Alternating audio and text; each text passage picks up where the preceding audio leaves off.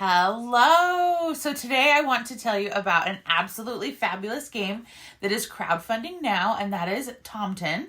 And Tomten are Swedish gnomes, which you can see here on the box. I love all things gnomes, so I heard gnomes, I was in, and this is a fun game that is based on St. Canute's Day, which is featured on the board. And in this game, you are completing tasks to move along the board, collect cards, and get the most points. I also really enjoy that this game has both basic rules and advanced rules.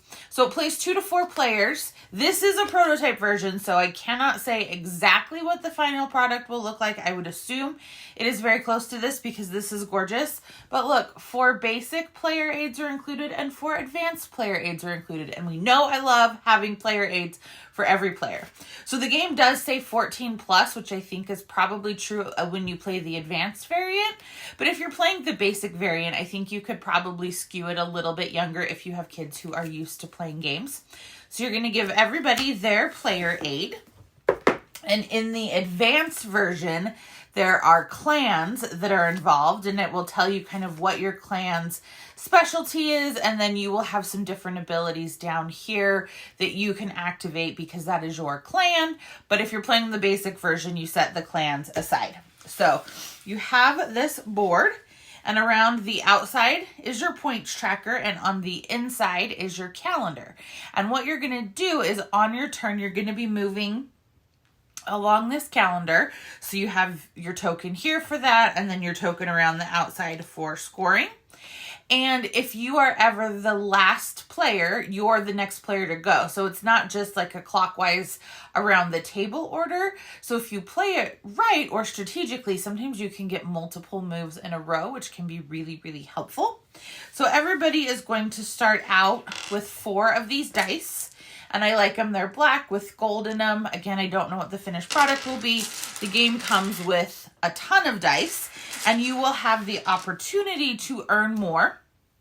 Your dice limit at any given time is 7, but there are ways that you can potentially get more dice. And the reason that you want that is because there will always be 4 task cards laid out. Look how cute the artwork is on the back of this deck. So there are 4 task cards that are laid out here. The special abilities down here, those are only going to apply to the advanced rule set.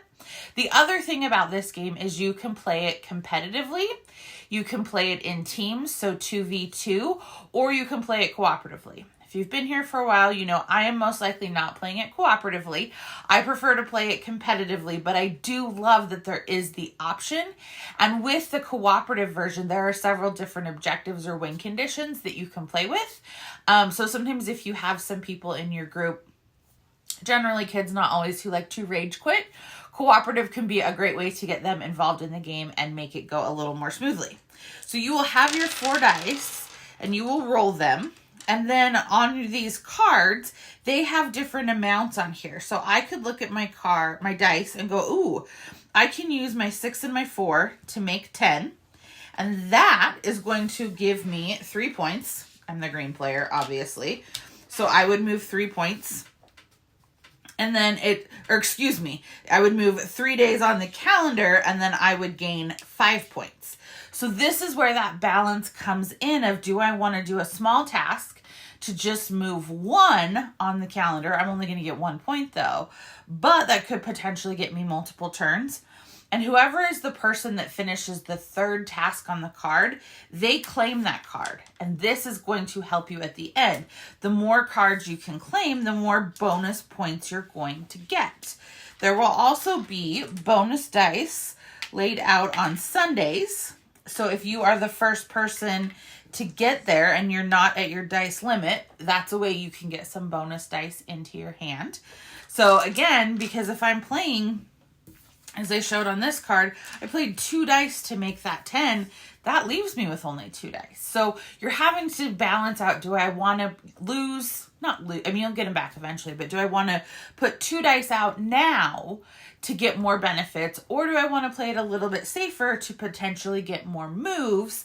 And do I want to complete the second task? Let's say someone's already completed one. Do I want to complete the second task because that leaves the third task for someone else to get the card. So there's also this push and pull of like, well, I want to get the card, so how am I going to make that happen? And then once a card is completed, a new card comes out, so there will always be 4 out there, and you can work on any of the cards. It's not like once you start working on one card, you're forced to continue to work on that one. You can place dice on any of the cards, but like I said, you're balancing out how much do I want to put out there? How many dice do I want to keep in reserve for future turns? And so those are your work turns. Then there's also rest turns where you kind of just get to reset everything. You only move 1 on the calendar, and it kind of lets you regroup and get prepared for some more big moves. So I adore this game. I have really enjoyed my time playing it. For being a prototype, I think it is really, really well done. I love the idea of balancing so many different things. I've really enjoyed then bringing in the clans and getting to use their abilities as well. And there's quite a few clans in the game. There's 8. And with only being a 4-player game, that gives you a lot of variability. So I think this game is fabulous.